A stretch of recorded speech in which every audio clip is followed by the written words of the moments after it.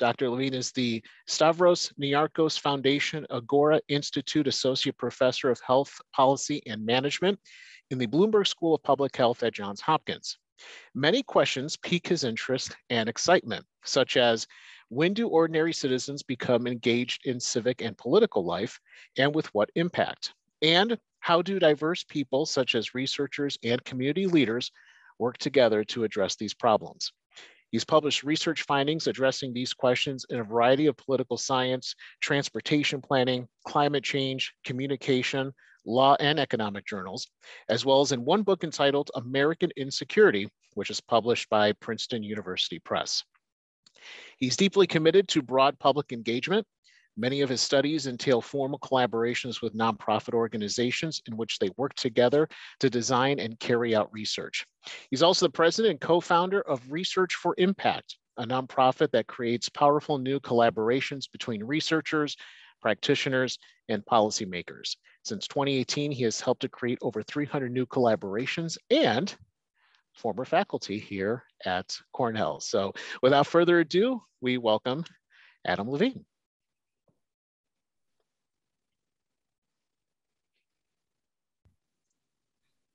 All right.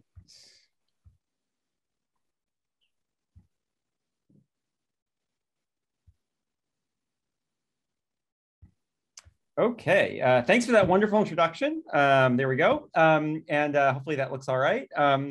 Thanks everybody for being here. I am super excited and honored to be presenting as part of this series. Just like one personal note to add on the very last thing that Juan just said, I was on the Cornell faculty for 9 years, just left Cornell in 2020, and it was very, I miss it greatly, and I hope many of you are sort of enjoying what is hopefully becoming spring/warm weather in Ithaca right now. And I hope to be back at some point. In fact, actually, I had the opportunity to do this talk in person, if possible, but unfortunately, I teach in person in Baltimore on Thursday mornings, and there's definitely no direct flight from BWI to Ithaca, shockingly. And so I wasn't able to get there in time. But so anyway, what I'm going to do is I'm going to present for about like 35 minutes or so, 30 to 35. And I'm really looking forward to folks' questions afterwards. So the title of the talk is How Collaboration Starts. And I really want to acknowledge the Reed Allen Foundation for very generous funding that has supported a number of the pieces that I'll present to you this afternoon. Okay, so I want to start with an anecdote. And the anecdote is an anecdote of personal failure. This is the story of Research for Impact, so Juan mentioned that I help run Research for Impact, which is a 501c3 organization. We have a gorgeous homepage, rforimpact.org. And so me and two of my political science colleagues founded Research for Impact in 2017. And the idea was to try to make it easier for researchers and practitioners and policymakers to connect for either informal collaboration or even more formal collaboration like research practice partnerships. And so it was an online platform and folks could build profiles kind of like LinkedIn. And then they could connect with each other. So the idea was sort of you build a profile, you put your picture on there, you fill out some information about yourself, and then you could reach out to folks directly through the website. And so within the first 10 months of 2017, Research for Impact 1.0, and I'll say why I'm calling it 1.0 in a second. Within the first 10 months, 388 people created profiles, mostly researchers and practitioners. And that was really exciting. And we were really kind of like, we saw that happen in real time, and we sort of expected, wow, there's going to be a lot of new collaboration starting as a result of this. However, there's a big but here, which is by the time we got to the end of 2017, 10 months in, a mere 7 people had actually reached out to somebody else on the website. And so on the one hand, we were doing great on vanity metrics, but yet in terms of like actually sort of like our theory of change of sort of trying to create new forms of connection between researchers and practitioners, we were not doing so hot. And so that experience was sort of spurred me to basically everything I'm going to present to you this afternoon. And in fact, everything I'm going to present to you this afternoon is also part of a book that I'm working on. Actually, I'm almost finishing up called Collaborate Now: how expertise becomes useful in civic life. So before I sort of like talk about kind of the main argument and that I want to sort of make to you this afternoon, let me sort of talk about some fundamentals of civic life in general. And I want to sort of say up front that, like, you know, a lot of what I'm going to be talking about absolutely relates to research practice partnerships, but also relates beyond them as well. Okay. And so there'll be moments when I'm going to sort of specifically call out research practice partnerships, but then there's going to be moments where I'm going to be talking about sort of some other fundamentals of civic life that I think apply to them as much as other collaborations outside of them. So people looking to make change, whether it's researchers, practitioners, activists, organizers, program leaders, whomever, they have to work with others. They have to decide what to do. So they have to strategize. And they each bring unique expertise to the table. And I'm going to define the word expertise in a second. But no single individual knows everything that's needed to be effective. And so what they need to do is they need to engage collaboratively with others who bring diverse forms of expertise to the kinds of problems that they're looking to solve, whether it happens to be poverty or low education or racism or environmental threats or other kinds of public health threats, et cetera, low voter engagement, et cetera. All of this applies to research practice partnerships, but it also applies outside of them as well. If you want to put things a little bit differently, change requires collective action. Collective action requires strategy. Strategy requires talk. And I take those as sort of very fundamentals, some sort of core fundamentals of civic life that also apply specifically to research practice partnerships.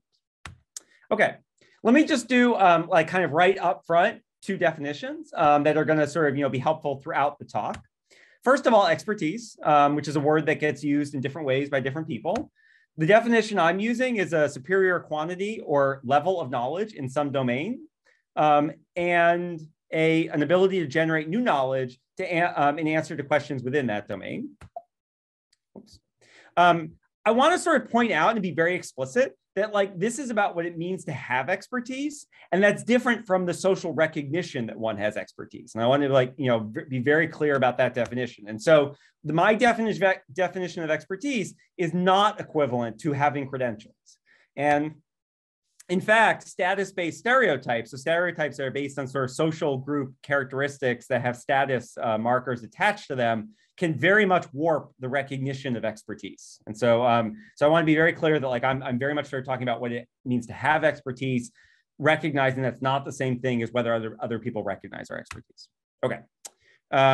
Then the other big thing is the word collaborative relationships. And so what I mean by that is interactive back and forth conversations between people with unique forms of expertise, which entails knowledge exchange, in which the goal is an expanded understanding of a problem that neither could generate on his or her own. And, there's a lot of words there, right? But if you sort of stop for a second, you sort of think like, okay, yeah. I kind of, like, you have people sort of like, bring their own sort of unique task relevant forms of expertise to a problem. And, they're engaging with looking for an expanded understanding. You think about a researcher who knows a lot about the latest research on how to design after school programs that are effective. Think about a practitioner who sort of knows about kind of, educational, like kind of lack of educational attainment or other kinds of educational challenges in the neighborhood, and thinking about sort of how they could work together in a collaborative relation. They could share knowledge in a collaborative relationship to think about sort of how to design an after school program that's likely to be most effective to address lack of educational performance or low educational performance. The goal of those collaborative relationships can either be to remain informal, so where people remain autonomous decision makers, or it can lead to more formal partnerships like RPPs, research practice partnerships, okay? And so what I want to sort of like stress here is that, like, the collaborative relationships I'm talking about, it's almost like basically this is like dating before marriage. If you think about sort of in like the world of research practice partnerships, the idea that you need to have these collaborative relationships before you potentially sort of formalize something down the line. I also want to sort of stress that, like, what I'm going to be doing in this talk is I'm centering collaborative relationships. And so, when I talk about sort of how collaboration starts, I'm really centering these collaborative relationships as sort of the thing that comes beforehand. Okay. All right. So the main argument. So solving problems in civic life calls upon diverse thinkers to engage in new collaborative relationships, so those who bring diverse forms of expertise. Yet diverse thinkers often start off as strangers to one another. And I think that that's a really, really critical point, because if left to their own devices, strangers tend to remain strangers. So what I find is that even when people know why engaging with diverse thinkers would be a good idea, they are uncertain how to do so successfully. The thing that they're uncertain about, which I'm going to define this more in a second, is they're uncertain about relationality. And again, I'll define that in a second.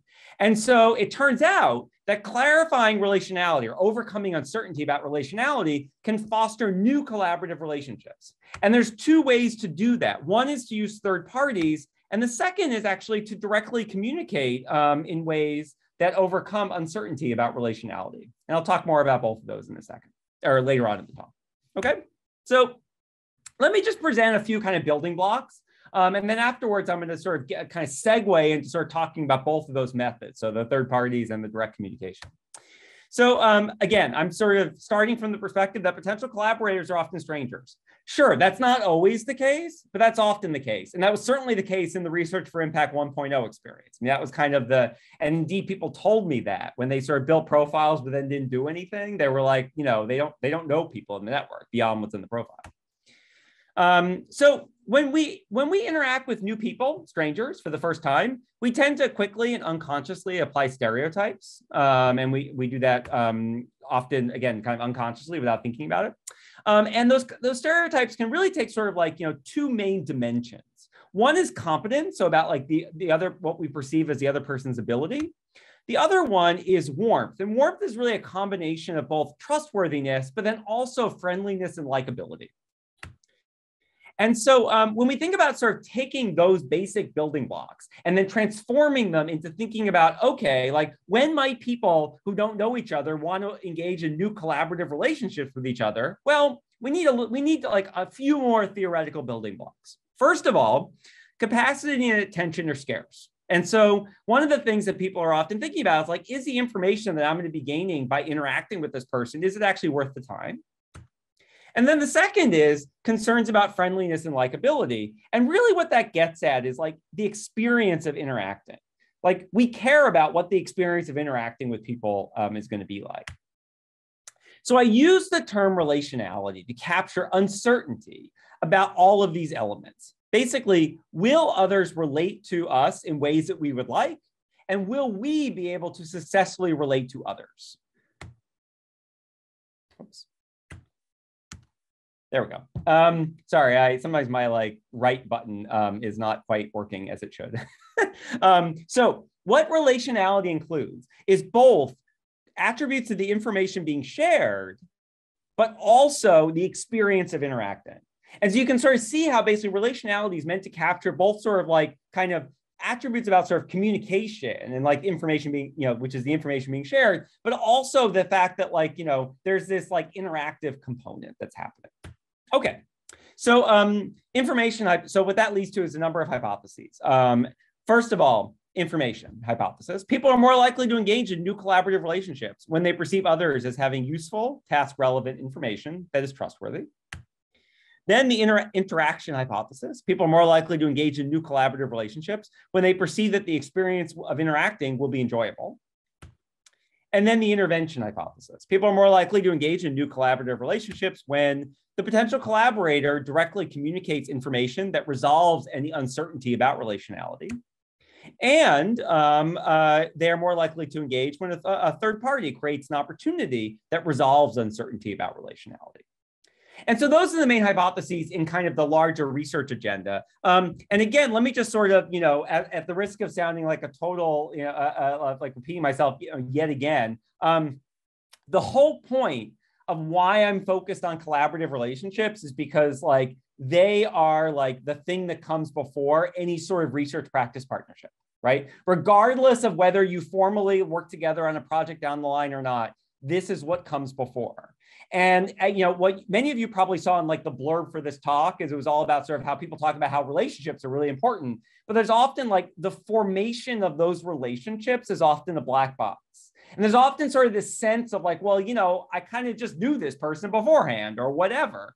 But like, the question of like, how do they start when people don't know each other is, I think, really important. And so while we know a lot about sort of research practice partnerships in terms of why they can be really important, so normatively, and also what their consequences can be once they've started and if they happen, this question of sort of like how they come to be in the first place, and also why do some occur, why do some even start, and others that arguably could have started don't start.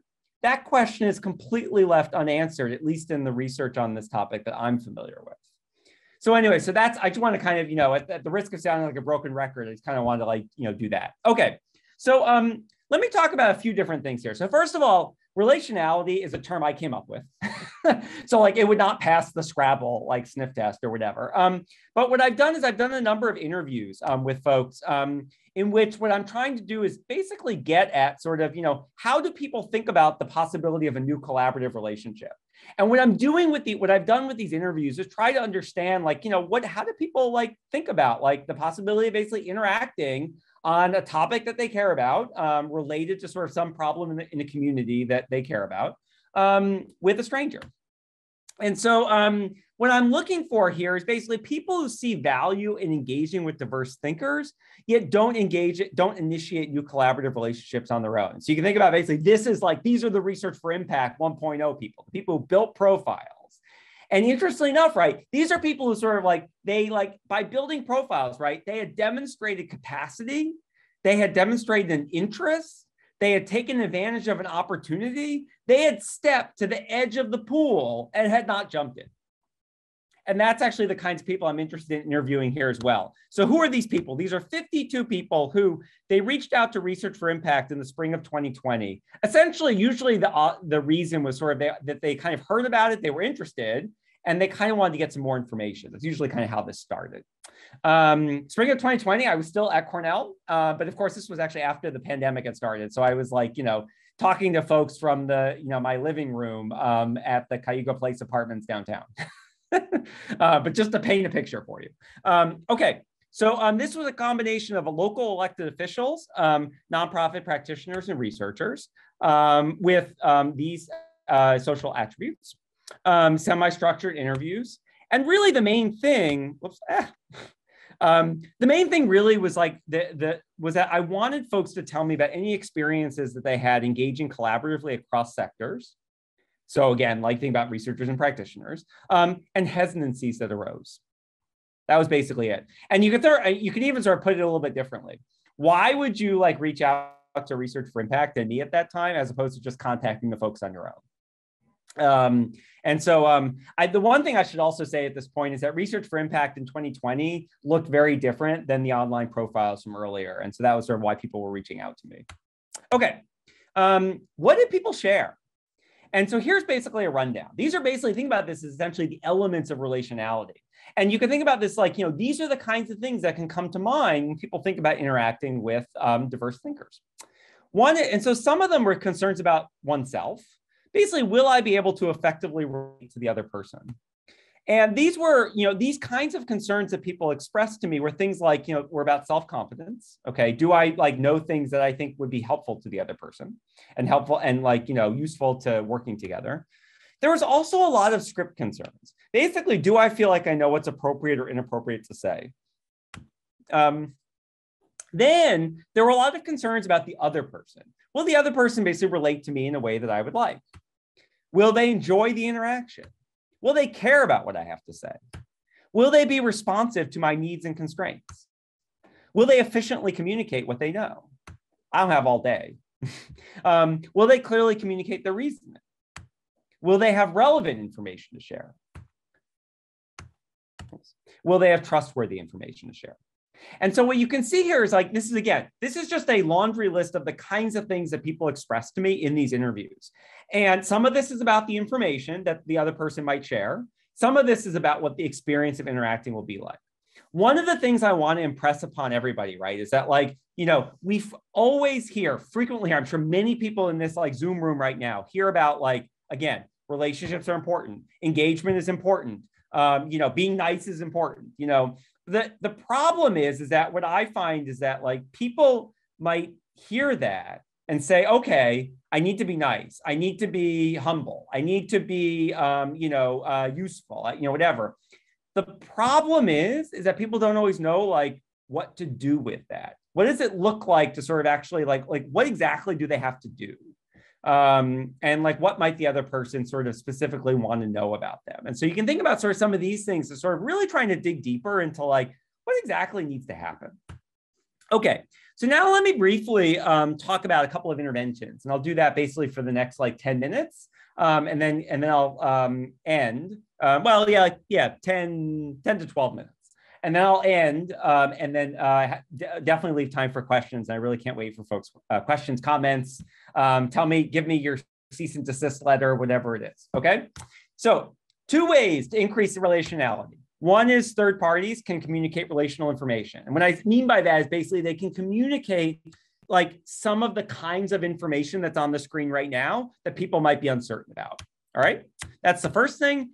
And then the second is having potential collaborators and communicate it themselves. By the way, the second thing might totally sound obvious, but I'm gonna if you're thinking to yourself, like the second thing sounds kind of like totally obvious. Like, I hope to persuade you that like, even if it sounds obvious, it's actually like less frequently done than we might expect. But anyway, hold on for a couple minutes and we'll get to it.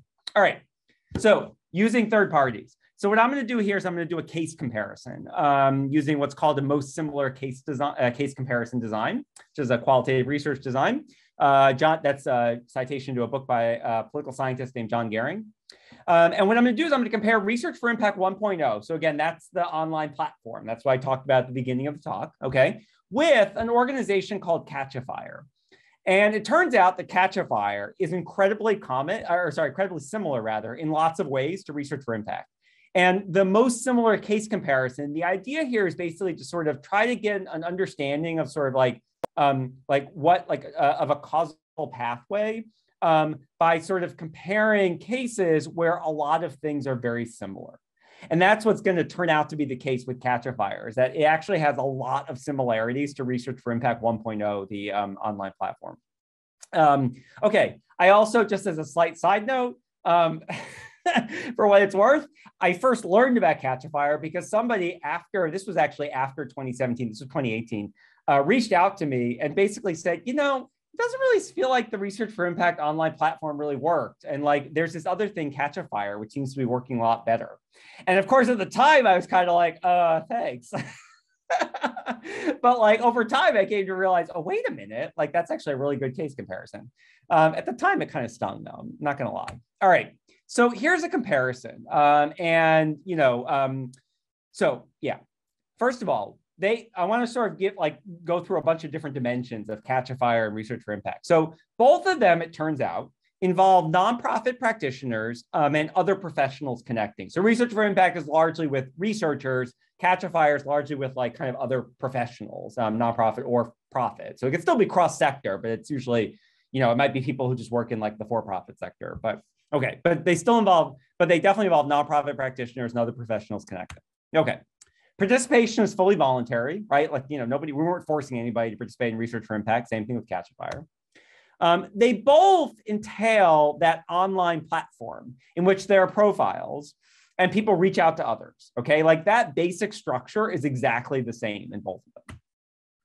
They both offer opportunities for informal knowledge exchange, okay? And so that's just kind of, again, this kind of echoes what I said earlier about kind of what the goals of collaborative relationships can be. So they both offer the opportunity for informal knowledge exchange, but then they also offer the opportunity for more formal partnerships. Like, for example, research practice partnerships with Research for Impact. With Cachifier, they wouldn't call it RPPs, but they would, but basically it's a similar formal partnership.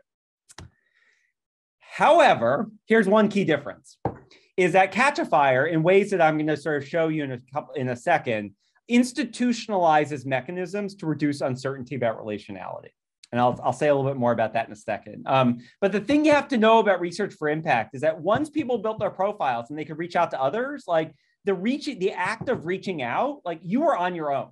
Like basically, like when you reached out, there was a blank form that you just like, you wrote text in, like writing an email, and you like sent it to the person. Like that was it, right? It turns out Cachifier had like a lot more sort of hand-holding that in that like process that essentially was reducing uncertainty about relationality. And then the last one, well, did it work? And Cachifier, well, the answer is pretty much yes. Research for Impact, the online platform, the answer is pretty much no. So let me say a little bit more. So first of all, just on the did it work thing. So I've done some interviews with Cachifier. And so this is some of their internal data that they shared with me, just to sort of show you. So there's the matches are basically their new collaborative relationships, either for formal projects or for informal knowledge exchange, which would be like the calls. And so they started the calls in 2015. They started the projects in 2010. But anyway, you see, I mean, look, like the numbers are increasing, like clearly it worked. Whereas like what we had was after 10 months, almost nobody had reached out to anybody else. Okay. And this is the data I showed you at the top of the talk. Okay. So I had the great fortune in right before the pandemic started in the US at least, or at least right before we acknowledged that it had started in the US in January of 2020. I had the opportunity to go interview folks at the headquarters of Cachifier in New York. And so I did these, so what I have here is sort of a combination of published materials and then some stuff from interviews. Most of this actually comes from published materials though. And really that like their online platform overcomes, and I'm using the present tense because it still exists, overcomes uncertainty about relationality in lots of different ways. And I want to sort of, and in particular, I'm going to sort of talk about two of the ways. I could talk about more of them during Q&A, but one is script concerns and one is self-competence. Let me talk about self-competence first, which is, and again, the comparison point here, right? So this is now, just to go back for a second, this is now the second row from the bottom. The comparison point is basically, so in Research for Impact, you built your profile on the online platform. And then right after that, like, you were on your own to reach out to other people. Well, with Cachifier, you're also on your own to initiate contacts. But for instance, when the professionals build join the platform and create accounts, they also, what Cachifier does is they have videos that basically are designed to enhance their self-perceptions that they actually have relevant knowledge, right? Because essentially what this is basically, these are like, again, professionals in the for-profit sector, nonprofit sector, work for government, whatever it is. But and like what they're sort of doing is they're sort of potentially working with nonprofits that, they might sort of be like, I don't know, is there anything I know that's useful to them?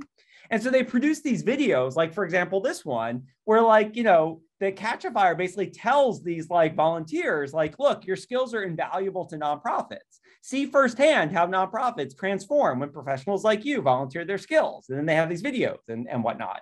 And I won't play it for you, but it's very explicit about that. And what's happening there is basically they're trying to increase or overcome rather uncertainty about self-competence among those volunteers. Then what they also do is they overcome script concerns. So recall, script concerns is all about, do you know what's appropriate or inappropriate to say? And so what they have here is basically they recognize that let's say nonprofits, sort of saying advertising themselves in a way, might not really know how to start the conversation. That's really what this is about. And so if you what Cachifier does is they actually give you text. So here's an example, this is just for a 1 hour, this is a collaborative relationship for a informal knowledge exchange on the topic of organizational strategy. And you see at the bottom that you could basically just copy and paste that text. You can use that text. You don't have to figure out what to, how much detail do I have to give? What exactly do I say? How, et cetera, et cetera. No, you can just say that and click send, done. Here's another example. This is for, would be if you actually want to do a more formal partnership. So this would be initiating a collaborative relationship, but I'd like to work for a longer period of time. So this would be I want to do something related to organizational goal setting. I need to work on a strategic plan. And they give you all these details about how to set expectations and making a common knowledge for both the nonprofit as well as for any volunteers that might respond to the nonprofit. And on top of that, and this isn't shown on the screen right now, but they also actually give you text from previous requests. And so again, if you're a nonprofit, they literally give you the script that you can use. You don't have to use it, but you can. And I think that what's happening here is they're overcoming script concerns.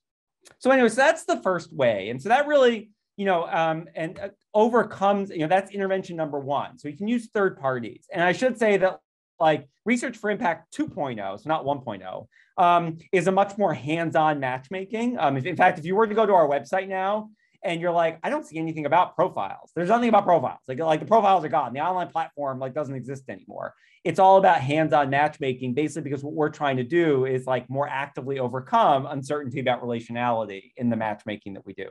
I'm happy to talk more about like kind of what that looks like in the Q&A, but for now, I'm going to leave that aside. Let me just briefly talk about intervention number 2, which is direct communication. And this is a situation where potential collaborators can directly communicate relationality. Now, again, I said this to you like 7 minutes ago. This might sound totally obvious, right? But actually, it turns out that like this is not always done.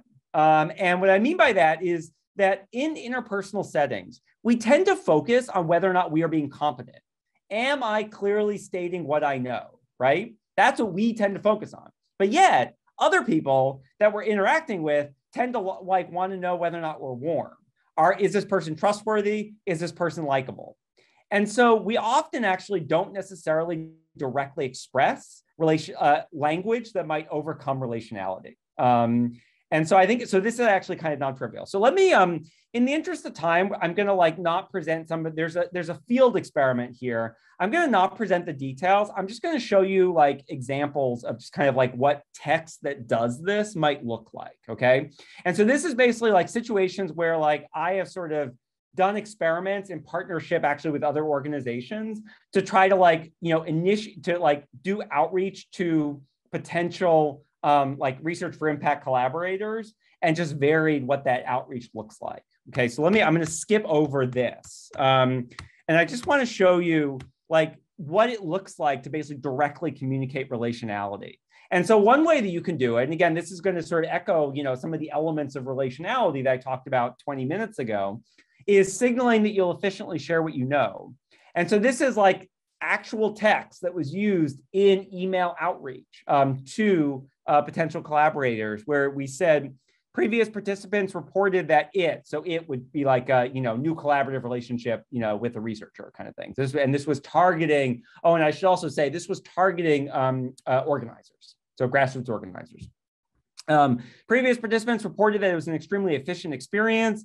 The researchers acknowledge that folks are busy and don't have time to keep up all the latest research that they might wish to. So the name of a game is efficiency. They provide a concentrated dose of news you can use. And you can see how like all this is doing is being explicit, not about necessarily what the conversation will be about, which was about sort of research related to like volunteer commitment, but which was also in the email, but that was a separate part of the email. But it was being explicit about like how the researcher will aim to relate to the volunteer in ways that like we think that they care about, which is, or we have reason to believe they care about, which is that like, that it will be an efficient use of time.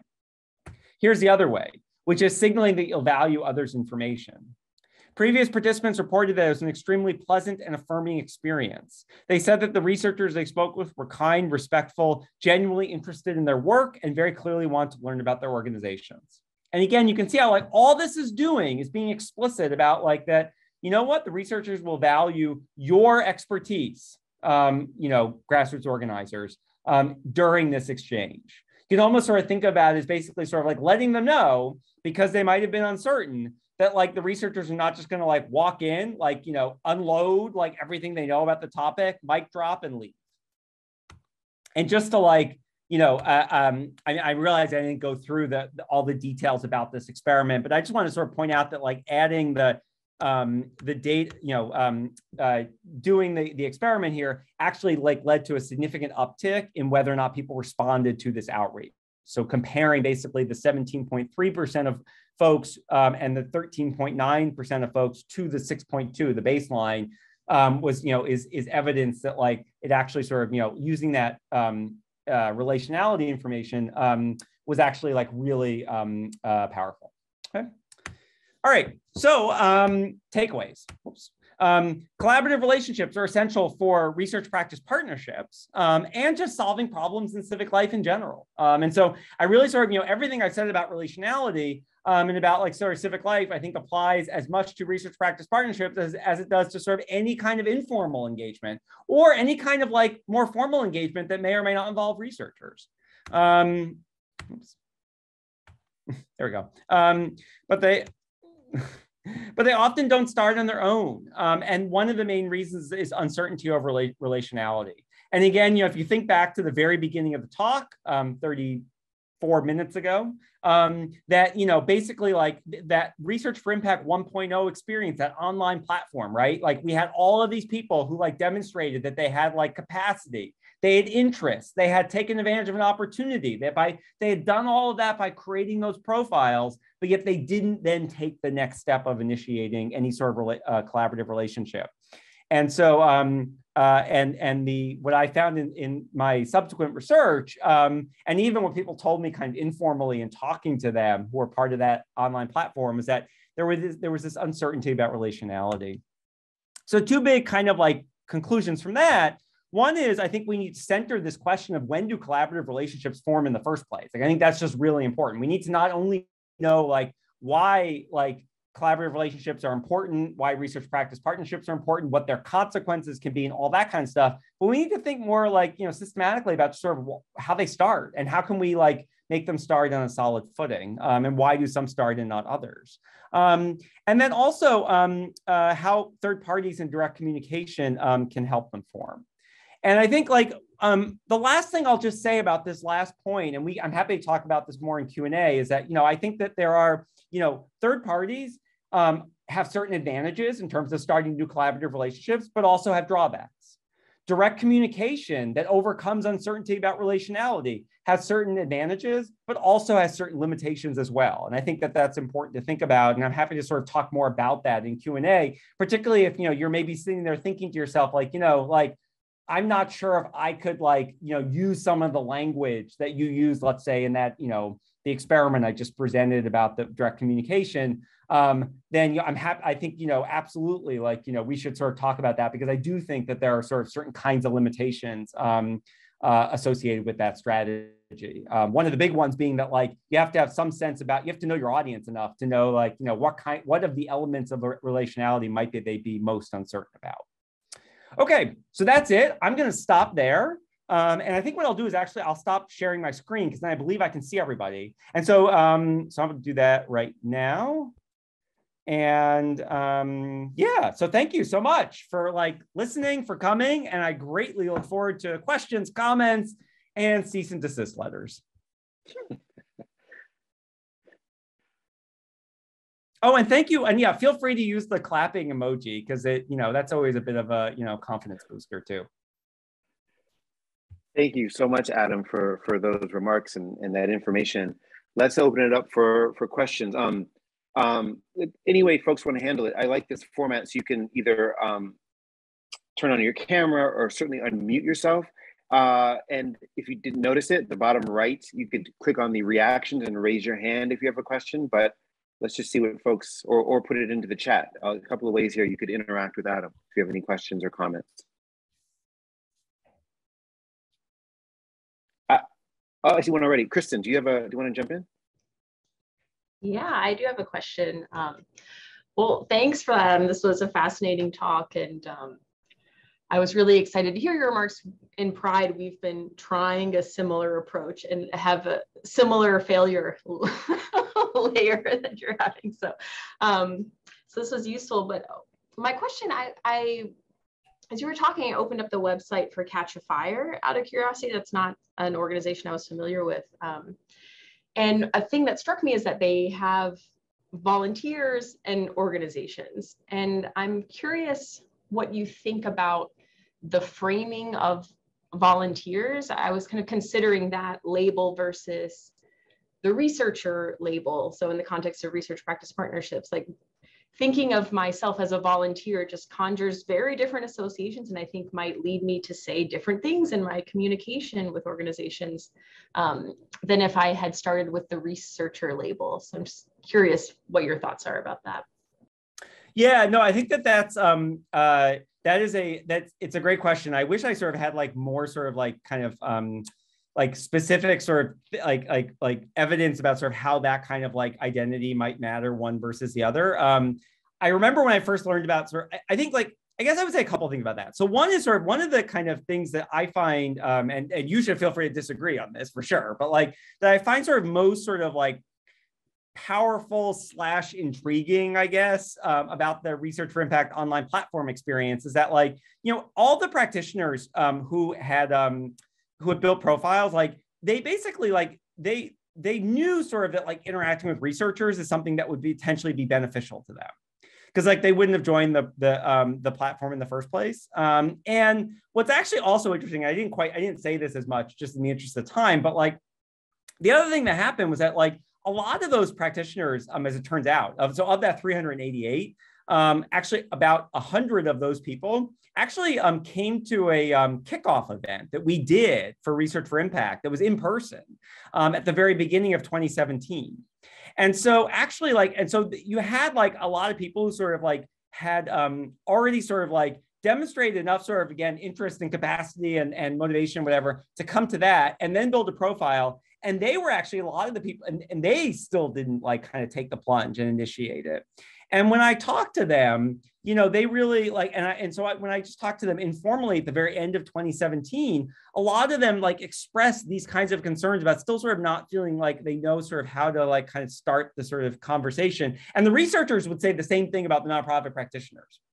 And so it's possible that like, you know, if like there have been different identity labels going on, because I do think that there is, and this is kind of, I think, part of the findings that like, you know, there are definitely sort of certain kinds of sort of status-based stereotypes, particularly occupational-based status-based stereotypes that might accompany researchers and practitioners. And I do think that is, I mean, I really do think that is part of what's going on.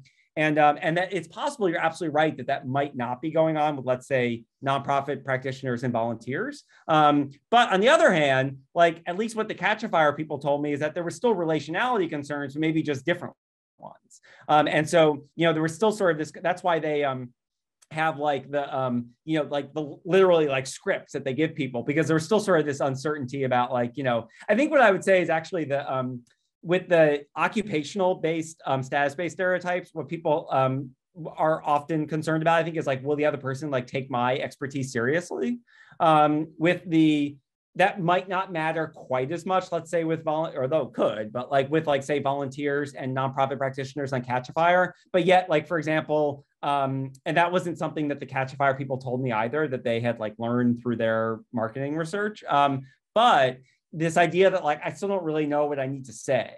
The script concerns thing. The script concerns thing, by the way, like I find fascinating because like, think about it, right? Like, you know, we interact with strangers like all the time, right? We go to restaurants and we like, you know, the waiter or waitress comes over and that person's a stranger. And like, you know, we know what to say. We know what's appropriate to say. We know what they're going to say. Like it's all common knowledge sort of what the script is, right? And so it's not that we never interact with strangers. It's just that like, you know, I think that it, you know, we can be uncertain about it. And that seems to be what's going on here. So what I would say about that is like, I think, you know, Kristen, my hypothesis, untested, is that like relationality uncertainty might still matter a lot, but yet it's different elements. I actually have, I should stop myself. But like, I actually really have like other like really like cool data on like the different elements, like with like different like policymakers and practitioners, whatever. But anyway, if anybody wants to ask about that, if you love policymakers in the room, feel free to ask me about policymakers. Thank you though. Awesome. Please, Zainab, go, please. Hello. Thank you so much for a great presentation. I have a quick question. Do you think that I can explain your research, kind of your takeaway with the word that it's all about the trust that researchers have in each other intention, and also the trust that researchers have or don't have in other expertise? Or oh yeah. Yeah, because you know, it might be relevant, but for my master, a part of it was why, despite all the incentive, farmers are not listening to researchers, because researchers try to convince them use biological control instead of chemical agent, and there was all possible imaginable incentive, but farmers didn't listen. And the final takeaway from my master was that lack of institutional trust. So the trust was the only thing. I was trying to think that, is it from your perspective as an expert, is it something that we can think about like just in academia? Is it the same thing between academy people? Yeah, so no, thanks for that. Thanks for that question. I have to admit, I love it when I get this question. I do get this question like somewhat often. I love it when I get it because, so one of the things, like, so remember how like, and this was in the blurb for the talk, and then I said it during the talk as well, about how like, I think, we often hear people say things like, for research practice partnerships, relationships are important, engagement's important, things like that. But yet, like, to me at least, and maybe folks in the room would say otherwise, and I invite like pushback on this for sure. But like, it always sort of felt like basically like it was just very hand wavy, because like what I was observing in like my interactions with folks was sort of like, well, okay, engagement's important, but like, how do I do it? Like, I don't know how to do it. Like, I recognize it's valuable. I think it's valuable and could be really beneficial, but I'm not really sure how to do it. And so I mentioned that in response to your question, because that's kind of how I feel about trust too. I feel like to me, like I hear people use the word trust, and it often, I'm not certain what they mean by it. And it feels like, and I see it used in different contexts with different definitions and whatnot. And part of sort of what I'm trying to get at with the relationality concept is trying to sort of like, be like a little bit more explicit about like all of the different kinds of things that people might be uncertain about. Like, is it just, and I actually have, and this is actually where I have like the policymaker data, but like, is it just that like people think that you're going to try to like mislead them in some way? Like that you're like, that you just like have like, if you know, what is trust, right? That you have like opposing interests to them. And so you're trying to sort of give them untrustworthy information, right? So like, like, is that what's going on? Or is it, and I just like, some of the policymakers I interviewed, like, are very explicit about this. Is it basically that just like every time you interact with a researcher, you think like what happens is basically that researcher walks in the door, drops knowledge, like basically they like, it's like, it speaks for itself. And their word is like the word of God, and then walks out. And like that idea that sort of, that like, it's not so much that I think, and so what, like, for example, what the policymakers might like told me was like, it's not so much that they think that the researchers are trying to mislead them about like, like what the research says on best farming practices or like economic development policies or things like that. It's not that, but it's that they just sort of think that like, I mean, I think everybody in this room sort of recognizes that like, whether research travels to a new context is often like highly questionable, and like often sort of requires, this is why collaborative relationships are so important, requires sort of like, the like place-based expertise and the research-based expertise to like, kind of be in conversation with each other. And so anyway, so to me, that's not specifically about trust. It's about like, in that case, whether or not the person will care what I have to say and value my expertise. So anyway, so that's sort of like, so I love it when people ask this question, because to me, like one of the things that kind of gets my goat is when people sort of like, kind of like sprinkle the word trust everywhere. And I'm always kind of like, what exactly does that mean to you? And like, does what it means to you mean to you? Is it the same thing of what it means to the other person you're potentially engaging with or not? So. Thank you. Yeah, thank you. I have Melanie, please jump in. Oh, sure. Or I don't know what time we're at, but so this conversation is actually not dissimilar to a conversation I was having with a good friend of mine last night who just got on Tinder and is like, playing the field. And she was kind of like describing to me, like, it's a pretty similar, like, problem slash, and she was talking about like all the people that have liked her and all the people that she's liked, but like very few real connections or like getting, even like going to a phone call, or something like that, like, right. So it's like, she's got like 60 matches because she's cute, but like, there's been like no phone calls and no this and no that.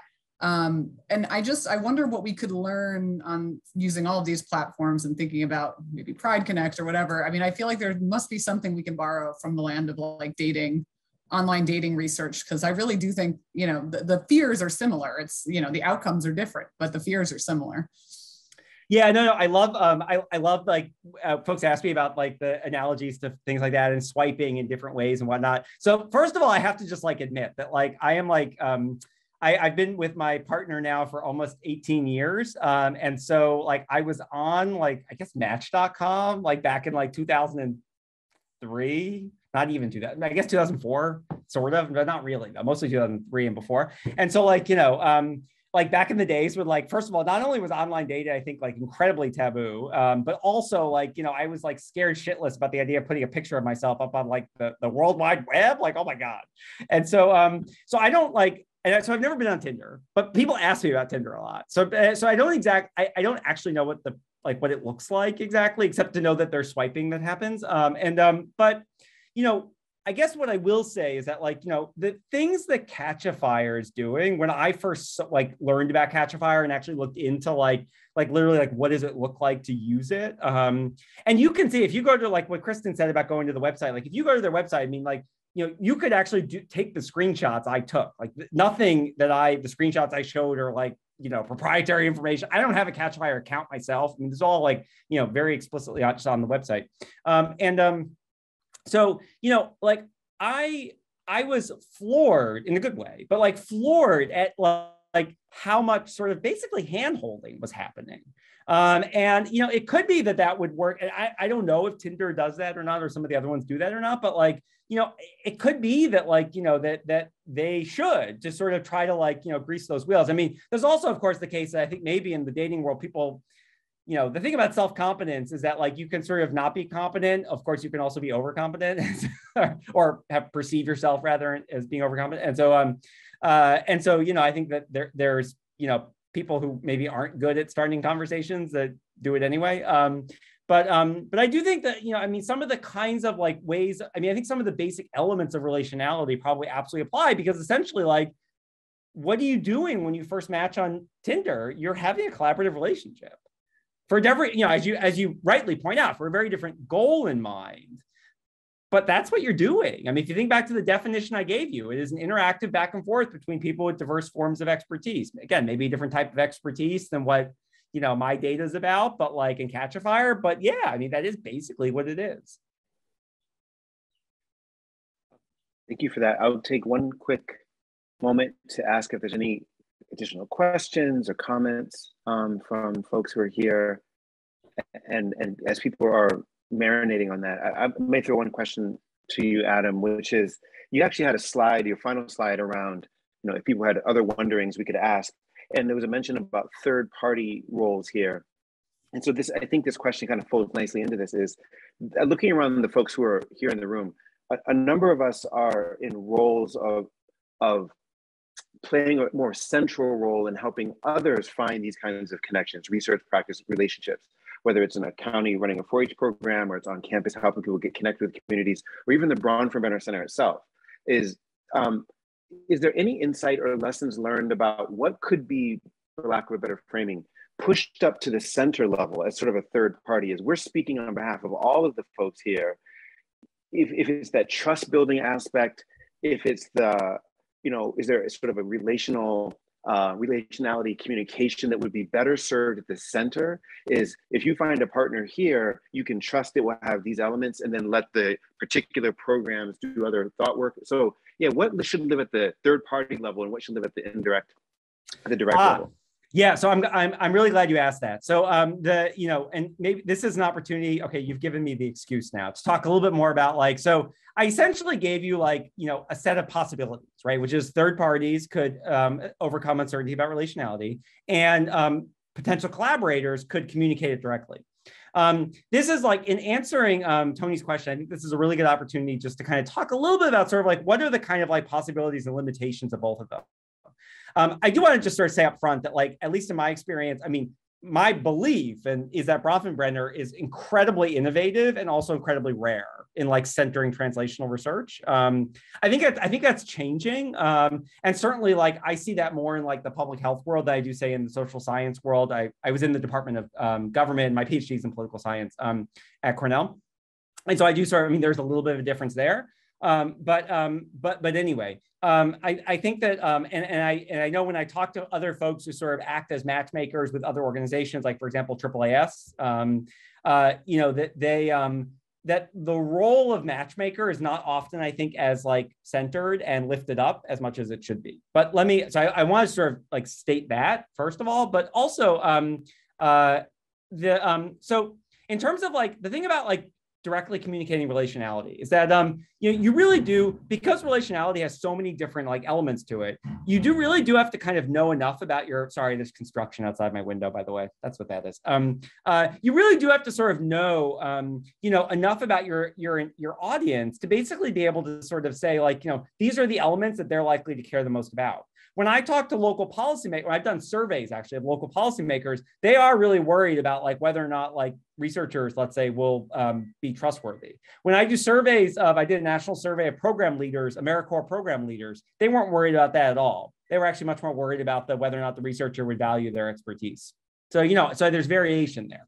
And I think that like, you know, in order to like directly communicate yourself, you have to kind of know enough about your audience. So if you do know enough, that's great. But I also think that potentially there are like, you know, because of status-based stereotypes, certain kinds of people might feel more comfortable directly communicating relationality than others. And I think that, you know, that could absolutely differ, let's say, depending upon like level of occupation or whether you are male or female and so on and so forth. And so I think there's that as well. And so I think that like, if third parties can directly communicate themselves, I think that's great. And I do think that it often, as I said, like doesn't necessarily, we don't always kind of naturally, this is what the social cognition research finds, like communicate that on our own. So then third parties, what's great about them is that like they potentially sort of can actually like, you know, like have a much broader network than the individual does. And they can potentially sort of, you know, kind of know more about the potential collaborators than any individual would know. And I think that can be, and they can also sort of, you know, be institutionalized, like a different form of behavior and things like that. And I think that that's really powerful. Of course, the sort of limitation of third parties is that, you know, can a third party like serve everybody? Probably not. You know, probably at some point, you know, and just because it's just, you know, it's inherently going to be limited to some extent. And so I think that like, you know, we want to sort of think about like, you know, ways of sort of, you know, both, I think, lifting up third parties, but also I think we need to do like more research with like different like types of potential collaborators, bring an intersectional lens to that research to think about sort of what kinds of potential collaborators can successfully use relational language with other types of potential collaborators. And that research hasn't yet been done. And then of course, there's a lot of different sort of, you know, possibilities there as to what that might look like. Yeah, indeed. Thank you for that. The possibilities are very interesting. Thank you. Thank you for those reflections. Any final comments or questions? There's one comment. Excellent talk. Thank you in the chat. So thank you. Maybe we'll take this moment to just join the chorus and say thank you very much for taking part of your afternoon and sharing with us. We appreciated your remarks today. Thank you, Adam. Yeah, thank you, everybody.